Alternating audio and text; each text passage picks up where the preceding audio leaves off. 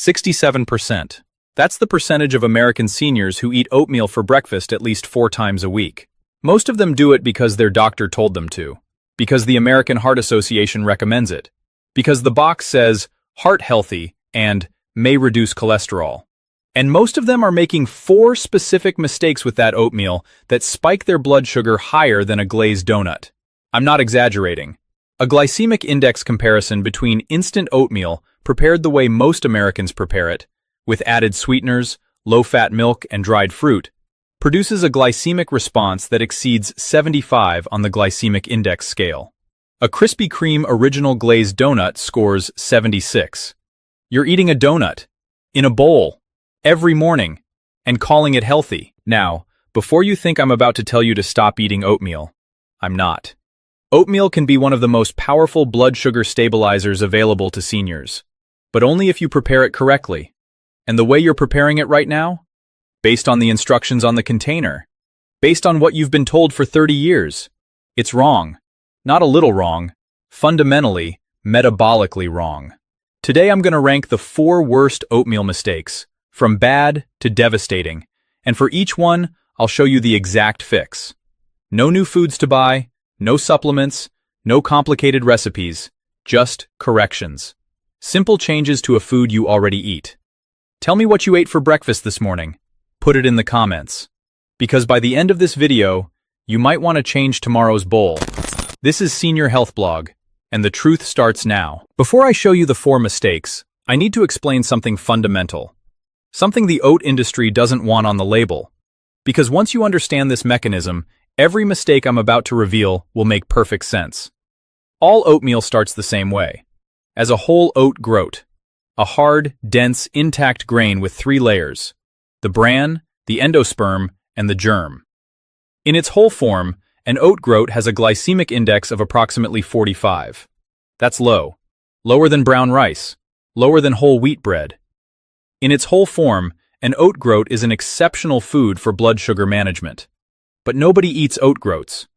What happens next is where the problem starts. To make oatmeal, the product you buy in a canister or a packet, manufacturers process that oat groat. They cut it, they roll it, they steam it, they flatten it, and in the case of instant oatmeal, they pre-cook it, dehydrate it, and pulverize it into thin flakes that dissolve in hot water. Each processing step does the same thing. It breaks the grain structure apart. It exposes the internal starch, amylose and amylopectin, to your digestive enzymes. The more the grain is processed, the faster your body can access that starch, the faster it converts to glucose, and the higher your blood sugar spikes. Think of it like this. A whole oat groat is a locked safe. Your digestive enzymes have to work slowly to break through the layers. It takes time. Glucose is released gradually over 2 to 3 hours. Steel-cut oats, oat groats chopped into 2 or 3 pieces with a steel blade, are like a safe with a few dents in it. Easier to get into, but still slow. Glycemic index around 55. Rolled oats, steamed and flattened with heavy rollers, are like a safe that's been pried open. The starch is more accessible. Glycemic index around 58 to 65, depending on cooking time. Instant oats, pre-cooked, dehydrated, and crushed, are like scattering the contents of the safe across the floor. Everything is immediately accessible. Glycemic index of 75 to 83. Sit with that for a second. The same grain, the same food. A glycemic index range from 45 to 83, depending entirely on how much it's been processed. And here's the part the oat industry will never put on the packaging. The single most popular oatmeal product in America, Quaker Instant Oatmeal, uses the most heavily processed form, the one with the highest glycemic response, the one that spikes your blood sugar fastest, and they put a heart symbol on it. Because the cholesterol-lowering claim is based on oat beta-glucan, the soluble fiber in oats that modestly reduces LDL cholesterol. And technically, instant oats still contain beta-glucan. The claim is legally defensible, but the processing that makes instant oats instant partially degrades the beta-glucan structure and dramatically increases the glycemic response. So you get a fraction of the cholesterol benefit and a massive blood sugar penalty. And nobody tells you. That's the foundation. Now let me show you the 4 mistakes, ranked from bad to devastating. Mistake number 4. And this is where most seniors go wrong before they even turn on the stove. You're using the wrong type of oats. If you're buying instant oatmeal packets, the Quaker-flavored varieties, the store-brand equivalents, the single-serve cups you add hot water to, you are eating the single most glycemically destructive form of oats available. A study published in the British Journal of Nutrition directly compared the postprandial glucose responses of instant oats versus steel-cut oats in adults. The finding was unambiguous. Instant oats produced significantly higher peak blood glucose levels and a significantly greater area under the glucose curve compared to steel-cut oats. Significantly higher. Same grain, same bowl, same breakfast. Completely different metabolic result. And if you're using the flavored instant varieties, it's worse. Quaker maple and brown sugar instant oatmeal contains 12 grams of sugar per packet. Most people eat 2 packets. That's 24 grams of added sugar. Combined with the rapidly digestible processed oat starch, before 8 a.m., your blood sugar doesn't just spike, it launches. And here's why this matters specifically for seniors over 60. Because the metabolic consequences aren't the same as they are for a 30-year-old. After age 60, your insulin sensitivity declines. Your pancreatic beta cells produce less insulin in response to glucose, and the insulin you do produce is less effective at driving glucose into your muscle cells. A study in diabetes care documented that insulin sensitivity decreases by approximately 1 to 2% per year after age 40. By age 70, you may have lost 30 to 50% of the insulin sensitivity you had at 40. That means a blood sugar spike that a younger person's body would handle in 45 minutes might take your body 2 to 3 hours to resolve. 2 to 3 hours of elevated glucose circulating through your bloodstream, glycating proteins, damaging blood vessels, stressing your kidneys, inflaming your endothelium, every single morning. Before your second cup of coffee. The fix. Switch to steel-cut oats. Not rolled, not quick cooking. Steel-cut. They take 20 to 30 minutes to cook on the stovetop. That's the trade-off. 20 minutes of cooking time in exchange for a glycemic index that's 20 to 30 points lower. And here's a practical tip that solves the cooking time problem entirely. Cook a batch of steel-cut oats on Sunday night. Make enough for 4 to 5 days. Store it in the refrigerator in individual portions. Reheat each morning in the microwave for 2 minutes. And, this is important, the overnight refrigeration actually makes the oats better for your blood sugar. When cooked starch cools, a portion of the amylose molecules recrystallize into what's called retrograded starch, also known as resistant starch. Resistant starch is not digested in the small intestine. It passes to the large intestine where it's fermented by beneficial bacteria. It does not spike blood sugar. A study in the European Journal of Clinical Nutrition confirmed that cooling and reheating starchy foods significantly reduced their glycemic impact compared to freshly cooked versions. You're literally improving the food by batch cooking it. The lazier approach is the healthier approach. I don't get to say that very often. Mistake number 3. And this is the one I see most often when patients describe their healthy breakfast to me. You're adding the wrong things to your oatmeal. And in most cases, every addition you're making is raising the glycemic response, not lowering it. Let me walk through the 3 most common additions seniors make, and explain why each one is sabotaging their blood sugar. Addition 1. Brown sugar, honey, maple syrup, or agave. This seems obvious, but I bring it up because the frequency is staggering. A survey by the Grain Foods Foundation found that over 60% of oatmeal consumers add sweetener, and many seniors who've switched from white sugar to honey or maple syrup believe they've made a healthy upgrade. They haven't. Honey has a glycemic index of 58. Maple syrup ranges from 54 to 65. Agave scores lower, around 15 to 30, but that's because agave is 70 to 90% fructose. And fructose, while it doesn't spike blood glucose as sharply, is metabolized almost entirely by the liver. Chronic excess fructose consumption promotes hepatic insulin resistance, increases triglycerides, and drives non-alcoholic fatty liver disease. A study in the Journal of Clinical Investigation found that just 2 weeks of high fructose consumption increased hepatic lipogenesis and reduced insulin sensitivity. So honey spikes your glucose, agave hammers your liver, and maple syrup does a bit of both. None of them are healthy sweeteners when added to an already starch-heavy food. The fix. Swap the sweetener for half a cup of fresh or frozen berries, blueberries, blackberries, or raspberries. Berries provide sweetness, but they also provide fiber, anthocyanins, and polyphenols that actively slow glucose absorption and improve insulin sensitivity. A study in the Journal of Nutrition found that consuming berries alongside a high-carbohydrate meal significantly blunted the postprandial glucose and insulin response compared to the same meal without berries. You're replacing something that raises blood sugar with something that lowers it. Same bowl, same sweetness, opposite metabolic effect. Addition 2. Low-fat or skim milk. Your doctor told you to use skim milk. The AHA recommends low-fat dairy, and you listened. Because you're trying to do the right thing. Here's the problem. When you remove the fat from milk, you don't remove the sugar. Lactose is still there. And without the fat to slow gastric emptying, that lactose hits your small intestine faster. It's converted to galactose and glucose. Your blood sugar rises. Fat slows digestion. That's not a side effect. That's the mechanism by which full-fat dairy produces a lower glycemic response than low-fat dairy.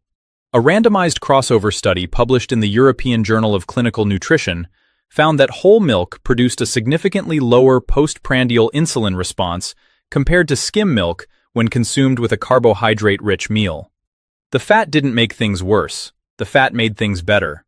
The fix. Use full-fat dairy or non-dairy alternatives. Full-fat Greek yogurt mixed into oatmeal is ideal. It adds protein, fat, and probiotics in a single addition. Or use unsweetened almond milk, which is lower in carbohydrates than any dairy milk. Addition 3. Dried fruit. Raisins, cranberries, dates, banana chips. Dried fruit is concentrated sugar. When you remove the water from a grape, you don't remove the sugar. You concentrate it. A quarter cup of raisins contains 25 grams of sugar. A quarter cup of dried cranberries, the kind sweetened for consumer products, contains 29 grams. And because dried fruit is small and dense, portion control is nearly impossible. Nobody measures a quarter cup of raisins. You pour. And you pour a lot more than you think. A systematic review published in Nutrition Reviews found that dried fruit consumption in ad libitum settings, where people ate as much as they wanted, resulted in significantly higher total sugar and caloric intake compared to fresh fruit, primarily due to reduced satiety signaling and increased energy density. The fix. Fresh fruit, sliced. A quarter of a banana, not the whole thing. Or better yet, the berries I already mentioned. Same flavor, more fiber, more water, lower glycemic load. Your oatmeal doesn't need to taste like candy, it needs to taste like food. That number should bother you. 3 additions, 3 mistakes. And the cumulative effect transforms your oatmeal from a glycemic index of 55, a reasonable food, to an effective glycemic load exceeding 75. Higher than a donut. Every morning. Before I show you mistakes 2 and 1, and these are the ones that genuinely surprised me when I found the data, I need to tell you what the oat industry doesn't want you to know. The global oat market was valued at $8.1 billion in 2023, and it's projected to reach $10.8 billion by 2030. The primary growth driver? The health halo. The perception that oatmeal is universally healthy, heart-healthy, diabetes-friendly, doctor-recommended, and the industry has invested heavily in maintaining that perception. The cholesterol-lowering claim that appears on every Quaker container, the one that says 3 grams of soluble fiber from oatmeal daily as part of a diet low in saturated fat and cholesterol, may reduce the risk of heart disease, was approved by the FDA in 1997. It was the first food-specific health claim the FDA ever authorized.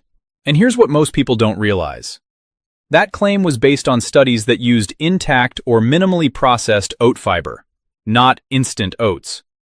The beta-glucan in the studies was structurally intact, with its molecular weight and viscosity preserved. When oats are processed into instant form, the beta-glucan is partially degraded. Its molecular weight drops. Its ability to form the viscous gel in your gut, the gel that traps cholesterol and slows glucose absorption, is reduced. A study published in the Journal of the American College of Nutrition compared the viscosity of beta-glucan solutions from different oat processing levels.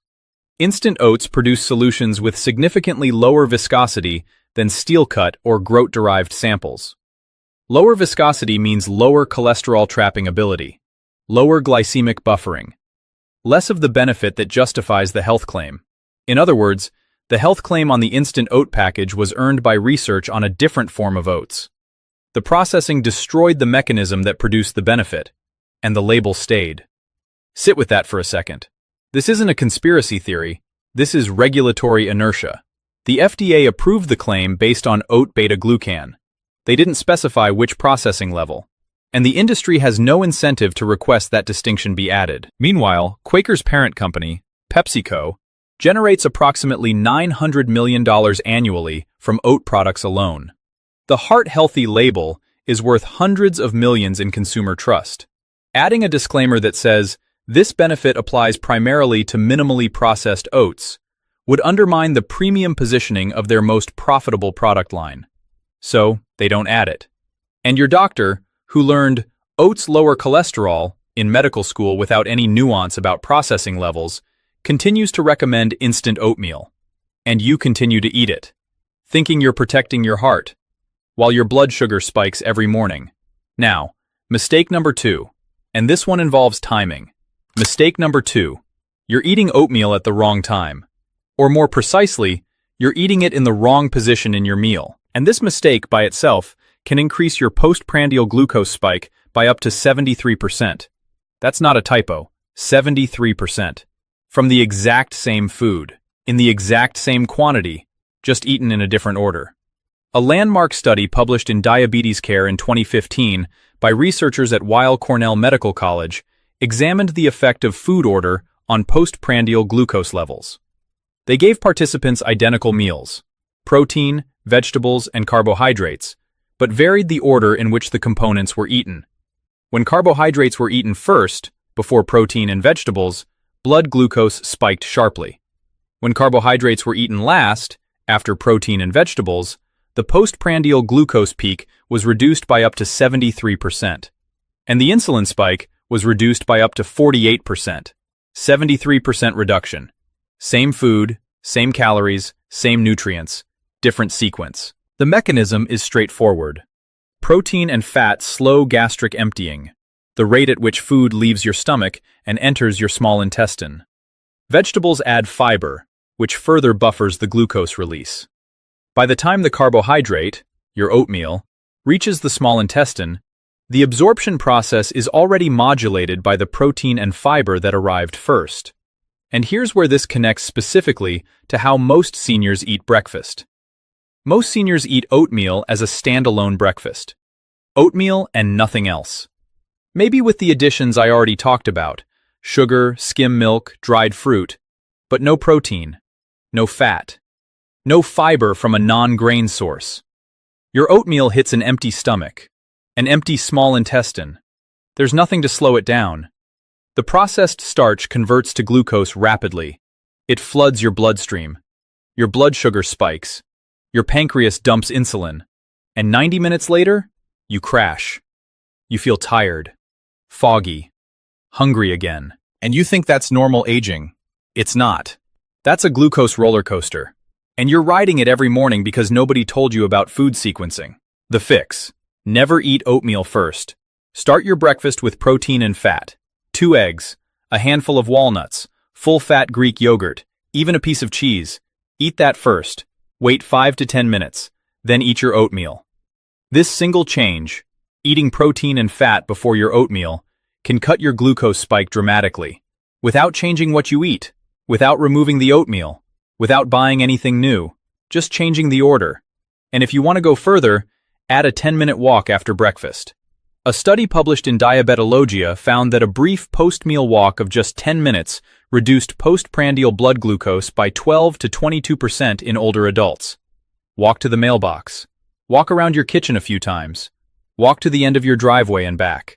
That's enough. The combination, protein first, oatmeal second, short walk third, transforms your breakfast from a blood sugar disaster into a controlled, manageable glucose curve. Same food, completely different metabolic outcome.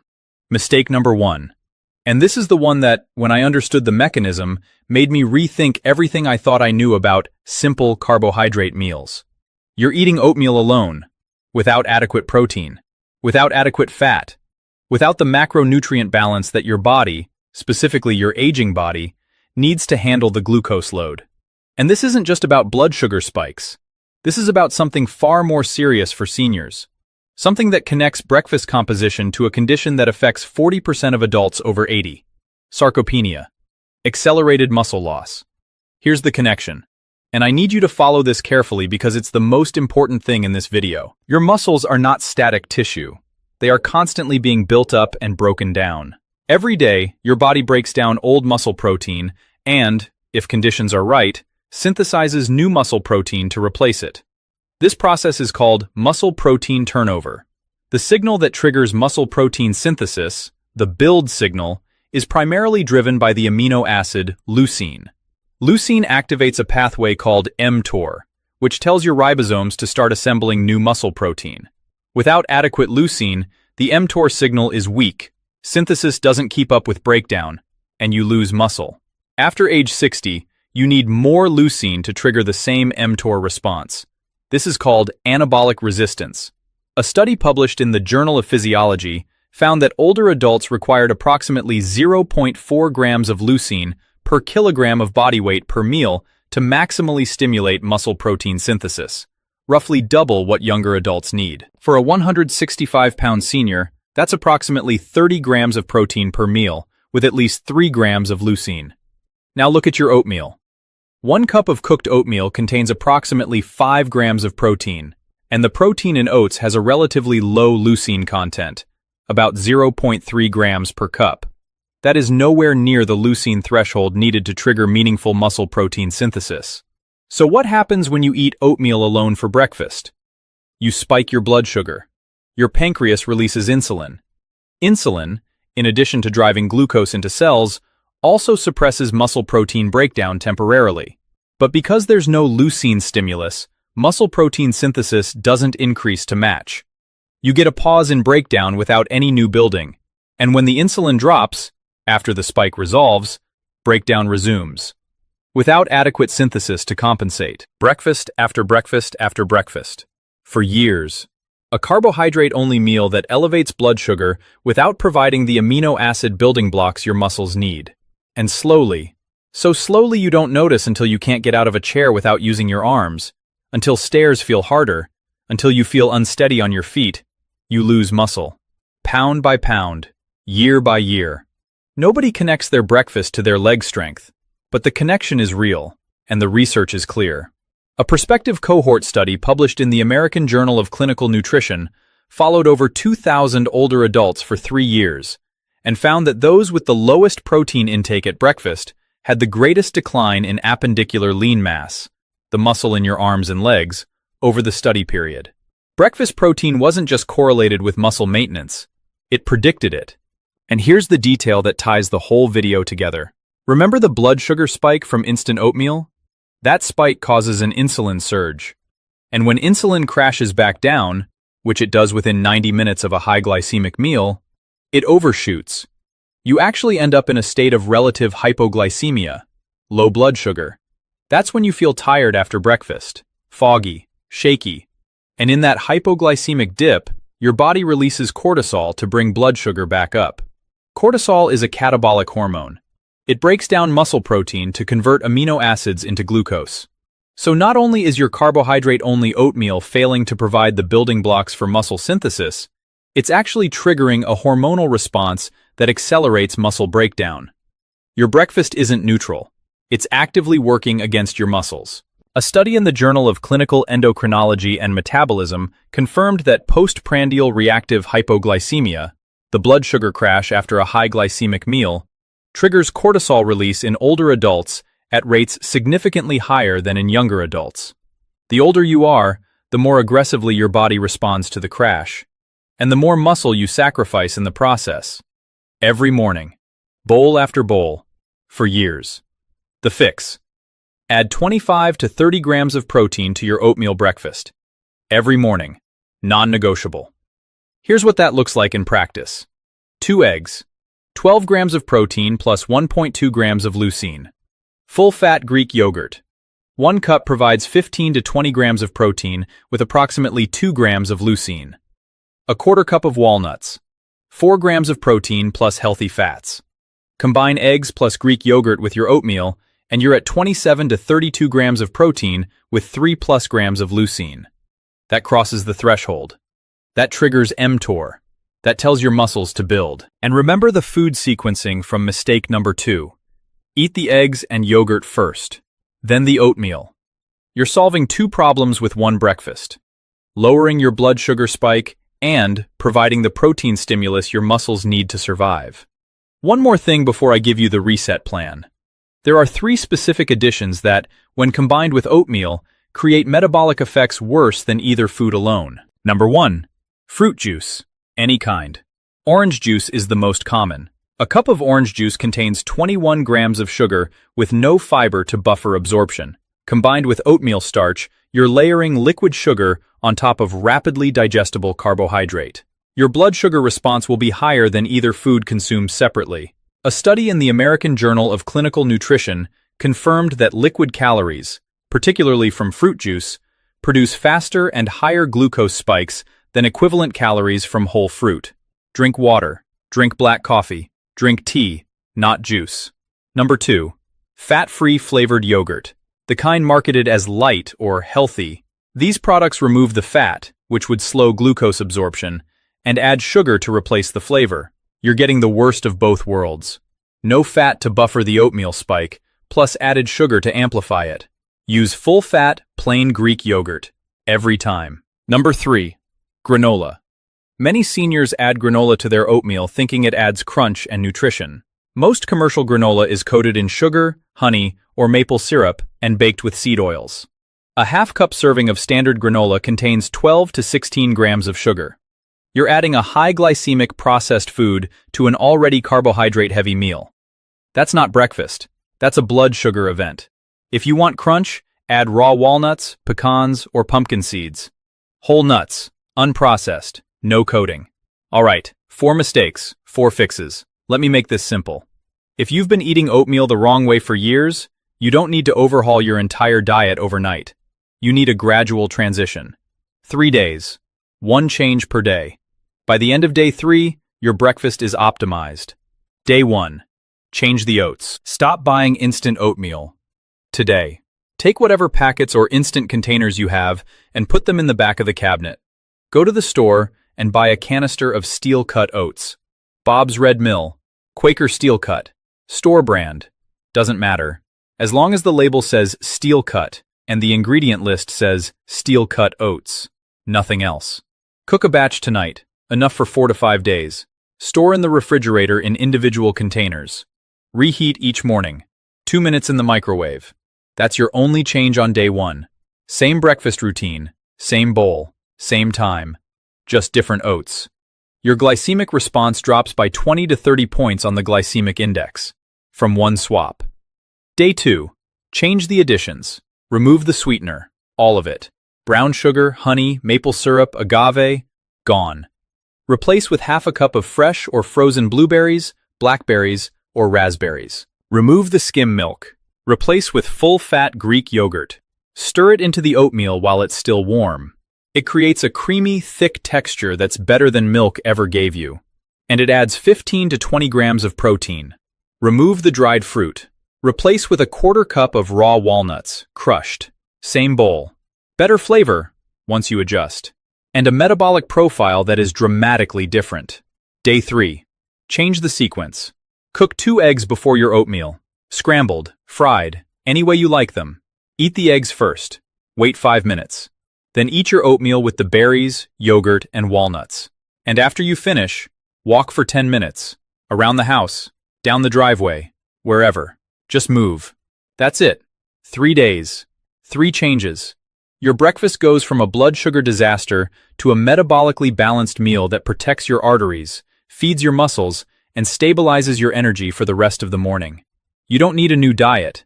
You need a corrected breakfast. Now, everything I showed you today fixes the morning, the first meal of the day, and that matters enormously. But here's the gap nobody talks about. Your blood sugar doesn't stop moving when you go to sleep. Between 2 and 6 a.m., your liver dumps stored glucose into your bloodstream. Cortisol surges. And if your nighttime system isn't managed, you wake up with fasting blood sugar that's higher than it was when you went to bed. Even if you ate perfectly all day. That's why your morning numbers don't make sense sometimes. That's why you feel like you're doing everything right and still getting bad readings. I wrote The Midnight Insulin Trap to address exactly that gap. It covers the nighttime system, what changes after 60, why your liver overproduces glucose between 2 and 6 a.m., and a 7-day reset to stabilize your overnight numbers. The link is below this video. I made this video because I'm tired of watching patients walk into my office with an HbA1c of 7.2 and a breakfast of instant oatmeal with brown sugar and orange juice. And when I ask what they eat for breakfast, they say, with genuine pride, "Oatmeal, like you told me to." I did tell them. And I didn't tell them enough. I didn't explain processing levels. I didn't explain food sequencing. I didn't explain the leucine threshold. I didn't explain what happens to beta-glucan during extrusion processing. I just said, eat oatmeal. And that incomplete advice,